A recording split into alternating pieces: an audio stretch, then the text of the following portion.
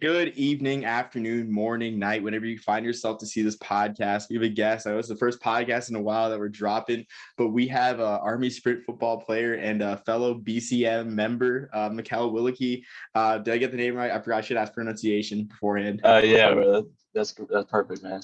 Oh heck yeah! So I mean, why he's here for a few reasons. He's a friend, he's a friend from my past academy days, but also too, he DM'd me saying he was a member. He was sold on the EJ Perry hype that I was selling throughout the year ever since week one of the Ivy League season. So I'm gonna let him talk about his membership on the sprint football team and joining the EJ Perry hype. I'll let Mikhail talk about that more. Yeah. So I know you had at Fuqua on the show a couple weeks ago. So that's cool. So yeah, I do sprint football, I play quarterback. Actually, funny enough, the only D1 offer that I had out of high school was Brown University. So I got to tour the campus and stuff. Coach Setu Smith was my guy that was recruiting me out of high school. And then when I was gonna go sign, he actually he got hired by Harvard or Yale or something. He think he's at Harvard right now. But yeah, they hired in like the first female, as a Brown University hired the first female NCAAF position coach at QB, and I just didn't have that connection, and I got dropped. It was like that was going to be the case. So I was like, I give up on the D1 football dream for the moment, and then went to Army for the money. Don't even lie. I got to play for football, so man, it's been a blessing, man. God's blessed me for sure.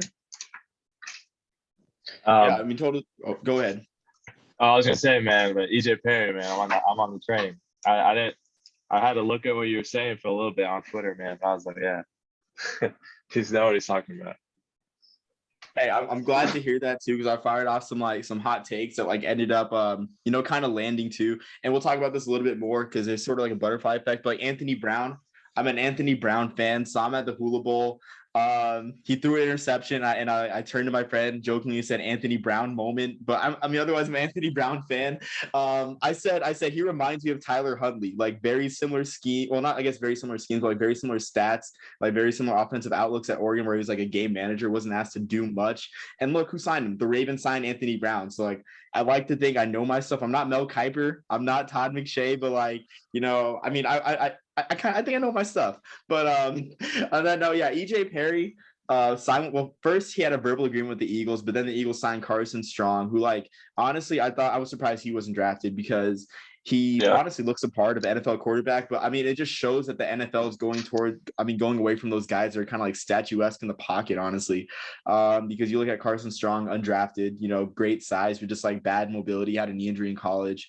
You look at like the other guy and one of the other Shrine Bowl quarterbacks, Jack Cohn, who I liken to Joe Montana, a pocket passer, but he was undrafted too. I don't know how you feel about Jack Cohn, but it just shows the NFL shifting away from those statue pocket passers.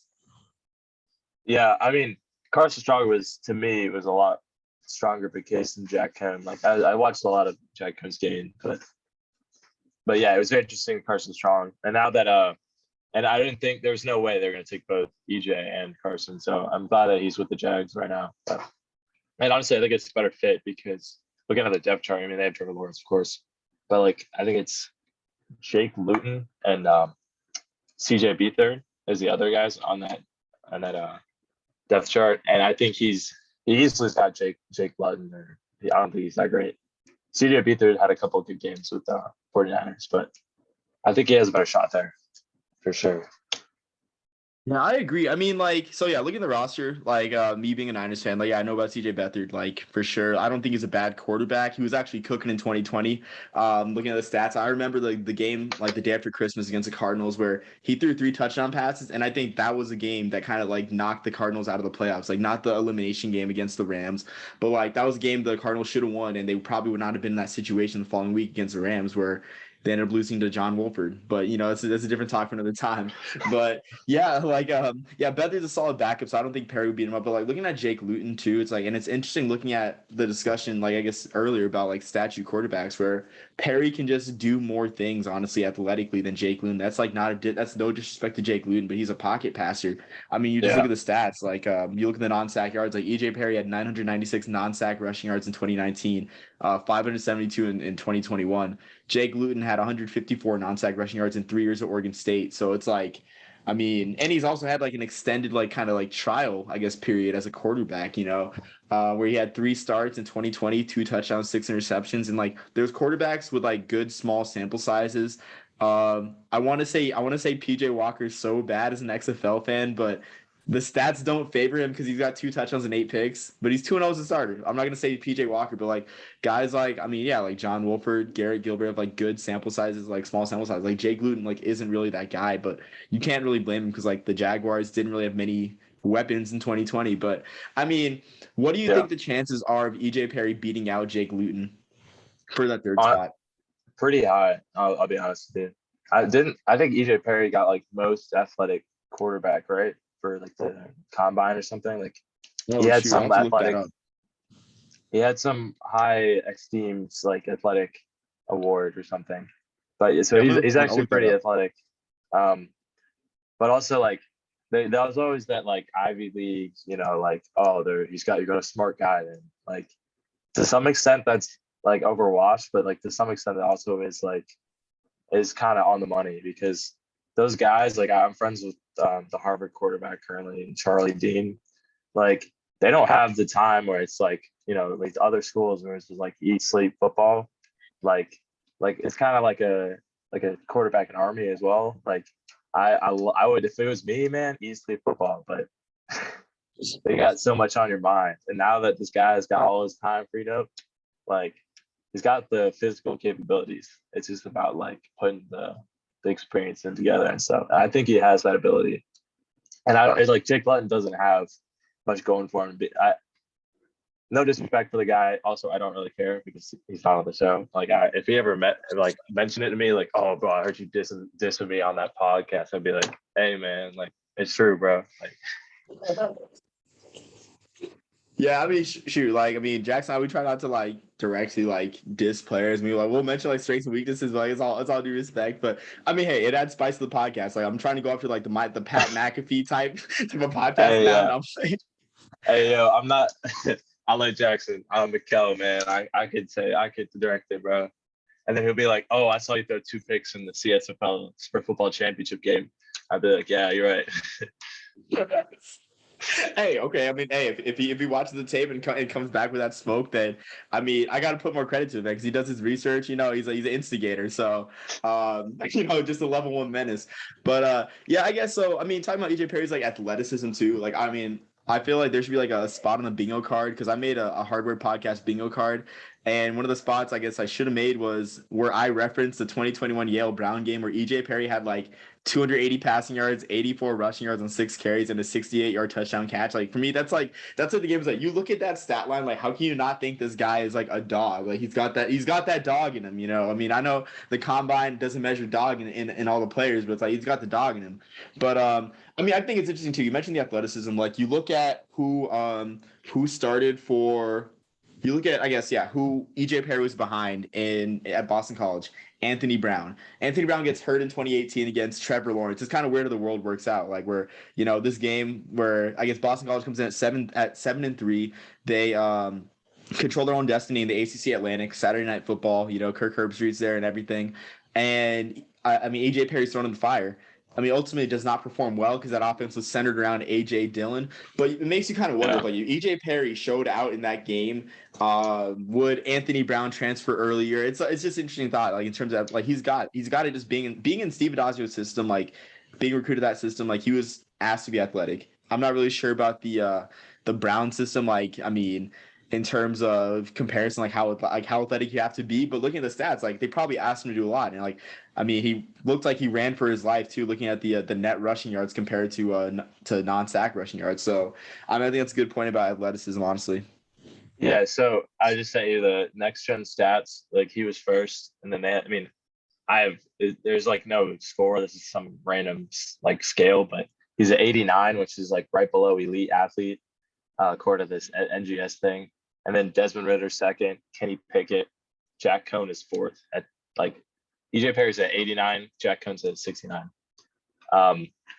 Also, speaking of other quarterbacks, I think Desmond Ritter will be hot take. Desmond Ritter will be a better quarterback than Kenny Pickett. I was never really. I loved his fake slide, and if it didn't get banned, I was gonna pull it in a CSFL game. But yeah, I don't see how that works.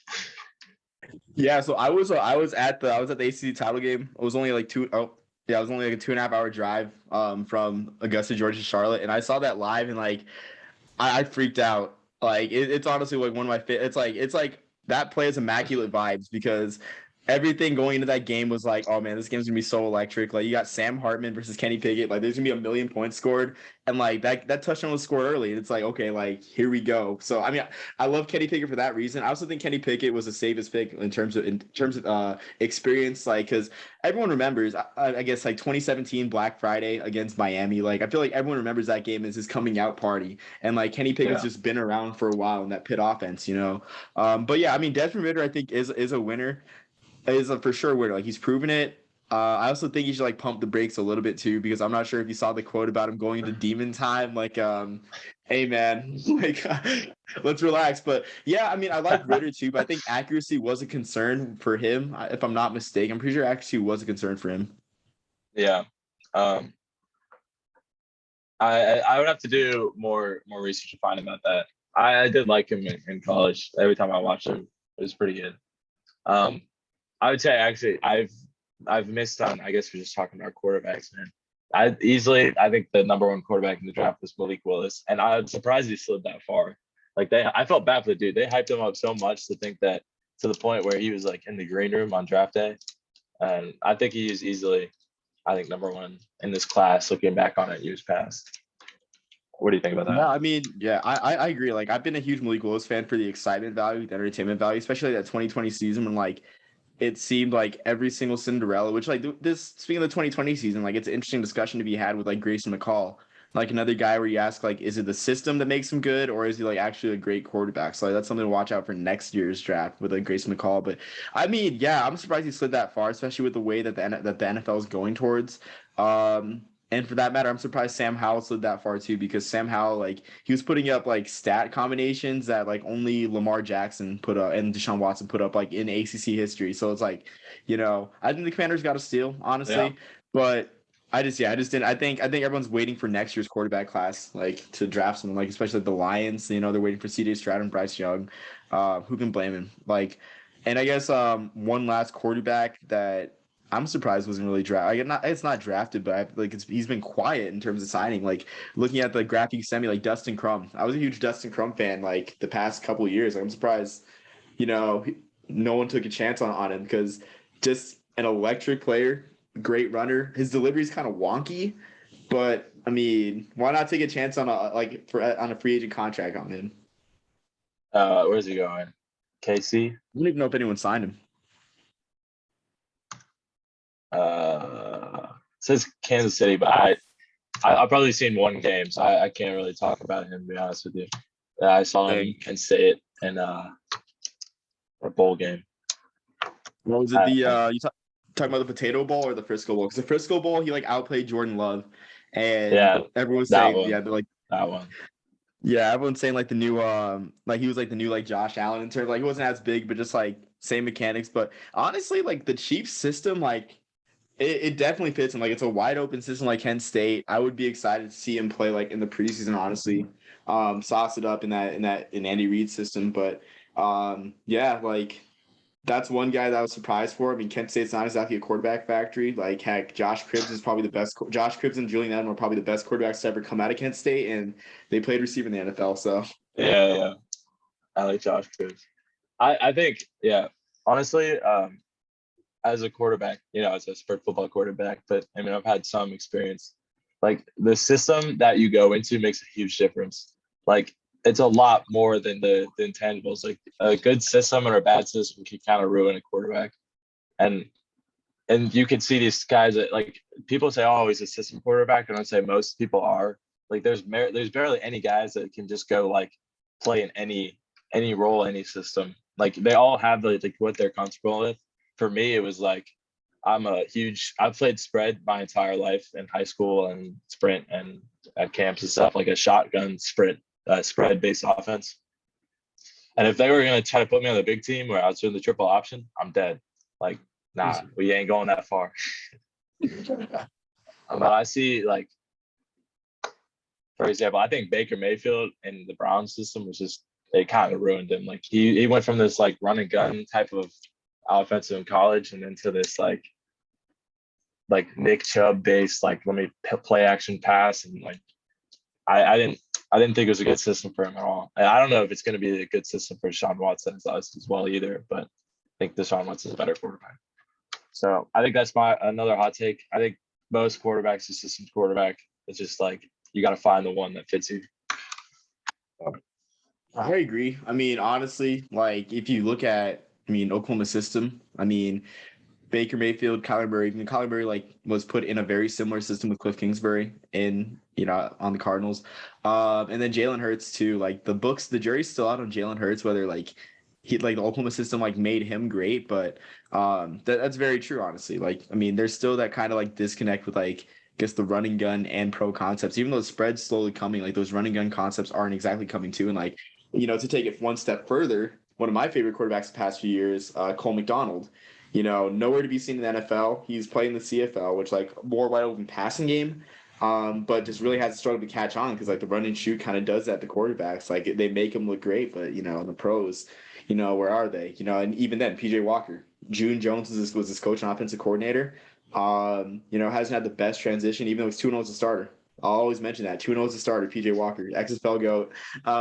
But yeah, no, that's a good point you make. So like, we'll see with like all these quarterbacks too. I think the biggest system quarterback in this draft may have been Sam Howell with how wide open that Carolina system was and all the weapons they had. But I think he'll translate well, honestly, in the pros. But we'll see. Even though the pro comparison for Sam Howell was Baker Mayfield, they even look like each other. So we'll see. Yeah, he's got that build. He does. That's cool. That's cool, man. Yeah. What else are we gonna talk about? What else you got on the Honestly, that's docket? all I had on the docket. Just like quarterbacks. There were like a ton of there were like a ton of quarterbacks too. Like I'm trying to think of like the All-Star games that I watched. Like I'm gonna talk about Aquil Glass with Jackson a bit since he's a Buccaneer fan. He can like grasp that situation a lot better since he's a Bucs fan. In terms of like quarterbacks I liked in the draft and like watching All-Stars, like I like Cole Kelly a lot. Think Cole Kelly's got a lot of potential. It's like great size, looking like Josh. He looked like Josh Allen during the All-Star circuit. Who else? Honestly, that's all I got in terms of quarterbacks. Unless you have anyone else you want to talk about. Yeah, I think we hit it. You've been watching the USFL. Like, what's your team? Oh, you're darn right I have. So in terms of like that league, guys that are standing out for me, I like Mark Thompson a lot for the Gamblers. Been running the ball well. Like very, very weird build for a running back. He's very lanky, but been running it well. In terms of quarterbacks, I'll never give up my guy Luis Perez. Luis Perez, like even though like I see Perez. Yeah, his story's so great. It's like the guy decided randomly, like, I'm gonna play football in junior college and ends up being a D2 national champion and player of the year. Like, he's an alpha. He's a Sigma male, man, but the thing is, like, his arm is a weakness, but like he's so smart. He doesn't make many mistakes. Like, generally just doesn't make many mistakes. So I'm in formation for the Generals, like especially my guy Luis Perez, but the quarterback play has been pretty solid, with the exception of honestly the Maulers at times, and I think Jordan Teyamu's lost his shine from from being on the Battlehawks from the XFL, but that's just my take on all the quarterbacks. Yeah, I've honestly, I don't really follow the USFL, XFL. Like, I watch the highlights. Like, I'm Tampa Bay Bandits fan or whatever, but it's like you got to give if it lasts a little bit longer, then I can invest. Like, I'm not gonna invest in a team that's gonna be like, all right, USFL is closed after 7-game season. Like, I don't know, man. But I'm like, gotta rep it. Like, I'm a big fan of alternate leagues, man. I got that CSFL, bro. Big CSFL guy. And my journey is gonna be like Luis Perez, man. It's like but finish out my CSFL. I got that one extra year COVID eligibility. I'm gonna somehow transfer out, get like a grad scholarship, play like D1, like sit the bench for a D1 school, and then like they need me again. Like I'm gonna shine in some D1 game, my 5th year eligibility, and then I'm in the draft. So it's like story's not over.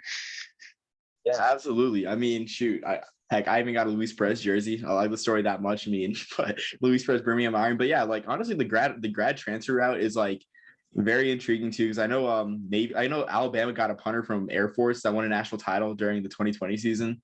And I know Isaiah Sanders, also the Air Force quarterback who had 43 carries in a game in 2017, transferred out to Stanford and had a grad transfer here. So it's like, if you can work it, more power to you, man. Yeah, man. Let's see. Yeah,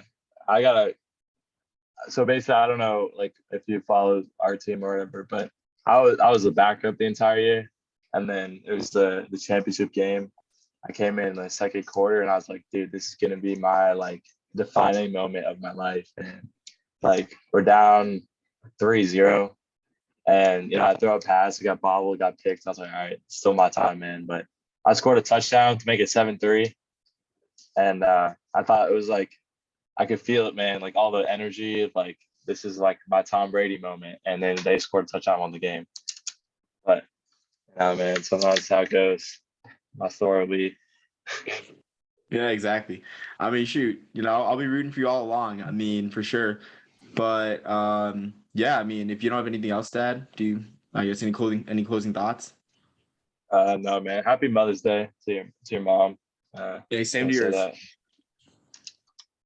It was Yeah, good so I talking guess to you, bro. I'm a huge football nerd too, so just like if you got any hot takes, you always hit me up and stuff. I'll yeah, definitely. for I've sure. been listening and looking on your Twitter. It's interesting, bro. Good luck in Army career and NTC and all the stuff you got going on. Yeah. Good luck to you, at the academy. Thanks for listening still. And like we'll definitely have you on our list of the guys that we want to have return, just like have a conversation with us. So yeah, and until next time, everyone. It's been fun. First one in a while, but until next time, peace, love, and soul, everyone.